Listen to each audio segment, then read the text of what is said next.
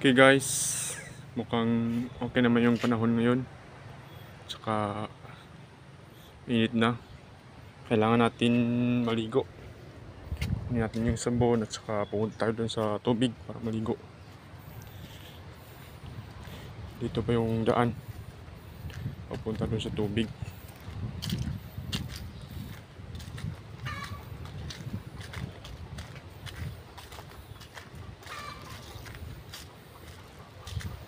Hala guys, mukhang may napansin ako dito.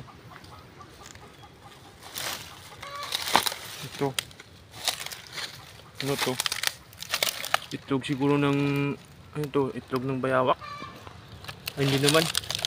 Yung itlog ng bayawak is magkakadikit. Ang dami. Oo. Bakit nagkaganito na ulog? May bumabalak na magkuha dito ba? Itlog ng itik siguro to ba? Ako, swerte natin. Kunin natin to. Kuha tayo ng lagayan.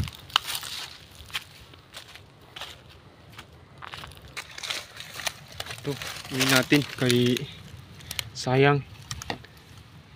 Ulam pa ito. Ang dami. Hindi lang walang makakita dito. Kung hindi, maunahan na tayo. Dami. 2, 4, 6, 8. Iuwi mo natin to bago tayo maligo.